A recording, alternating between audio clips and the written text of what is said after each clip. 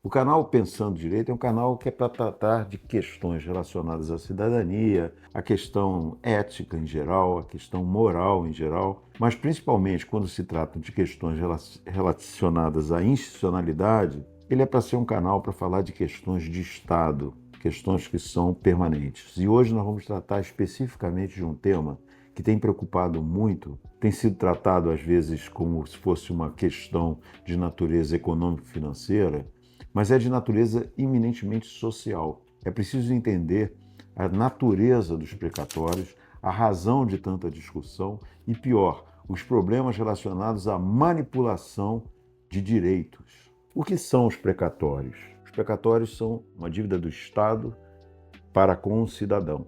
Para exemplificar, como é que a gente poderia pensar nisso? Uma senhora eventualmente consegue, depois de uma batalha judicial de anos, a definição de um crédito contra o seu município. Poderia ser contra o Estado ou poderia ser contra a própria União Federal. E esse crédito, digamos, de R$ 2.000, ele pode ser de extrema importância para aquela pessoa para receber imediatamente. Só que essa pessoa vai receber esse crédito como? Vai receber esse crédito dentro de uma sequência de pagamentos do orçamento respeitada a ordem que os precatórios são emitidos. Então, eles inscrevem na sequência da chegada. Isso gera uma série de problemas, porque, embora garanta direitos pela ordem de chegada, essa senhorinha que tem lá os seus R$ 2.000, ela pode não receber os seus precatórios no orçamento do ano seguinte. Porque se você imaginar, antes do precatório dela ser pago, existe um precatório a ser pago de R$ 100 milhões, esse precatório de R$ 100 milhões vai estrangular a fila. A fila vai começar a andar muito devagar. Vai ficar para que, havendo disponibilidade financeira no orçamento seguinte, esses precatórios venham a ser pagos ou não, a depender daquele precatório grande para liberar todos os precatórios de pouco valor que venham depois. Você vai estar evitando a pulverização do pagamento desses orçamentos em função de um único precatório que prende toda a fila.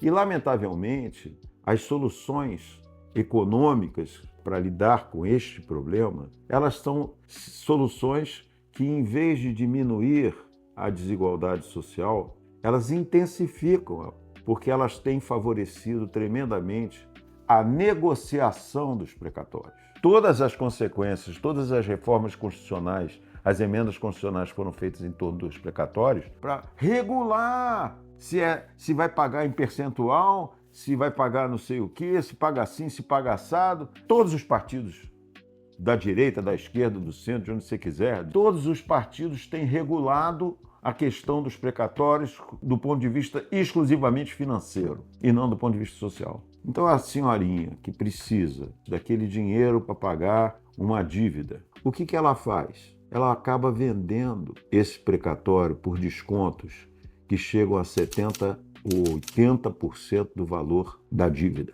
E então aparecem intermediários, fundos de alta potência, que podem eventualmente já comprar esses precatórios com desconto. Ou seja, aí começa. Um fundo que compra os precatórios em conjunto de todas as tiazinhas por 30% do seu valor de face, vai comprar um prédio deteriorado sem botar um tostão furado, porque vai utilizar os créditos das tiazinhas que ele comprou a 30% do valor. Mas isso não é só isso. Não são só os prédios velhos do Estado que ele queira se vender. São quaisquer bens públicos. Você pode trocar os precatórios pela dívida, você pode trocar pela compra de imóveis, mas você pode comprar também direitos do Estado, como, por exemplo, concessões. O Estado quer abrir uma concessão, ele faz uma licitação da concessão e o ganhador paga aquela licitação com precatórios das tiazinhas comprados a 30% com o valor de face total do precatório. Então, por exemplo, o cidadão que está lá na ponta, esse realmente ele vai ficar com os 30% do valor do direito dele. E o cidadão do fundo, ele ganha de um lado e ganha do outro, por conta do acúmulo de precatórios que vai passando ano a ano para frente por conta da disponibilidade dos recursos para precatórios dentro dos orçamentos. O orçamento devia estar minimamente comprometido com os valores dos precatórios, porque se o ente público foi condenado, condenado foi por seus equívocos, por seus erros de administração.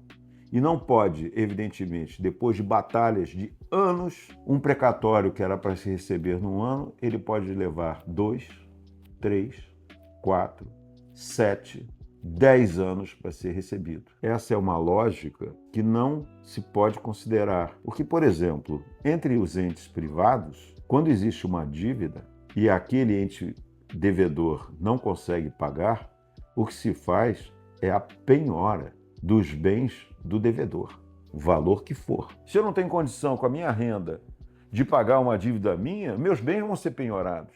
Ela é absolutamente injusta, essa relação. Ela é absolutamente injusta, porque na hora que o Estado é credor, ele cai em cima. E na hora que ele é devedor, ele faz o que quer. Por que o setor público, responsabilizado, ele tem essa prerrogativa? Porque se confunde o orçamento e a política pública com a própria dívida. O que é a política fiscal? É a política do endividamento público, é a política do gasto público do orçamento todo, para educação, saúde, segurança. A dívida do credor judicial nada tem a ver com a política fiscal. Em vez de ser um pedido para inscrever no orçamento a dívida, dá ordem judicial para pagar. Tem que pagar. Penhora-se os bens. É assim que se faz com relação ao cidadão, com dívida com o cidadão. Por que o poder público não teria também a mesma função? Botando os bens à penhora. Mas isso não se pode fazer. Isso é outra discussão. O que se trata aqui é do direito da cidadania. O cidadão tem direito a receber. Não se trata apenas de tratar os precatórios como títulos financeiros. Nós estamos tratando de direitos do cidadão, de direitos da cidadania.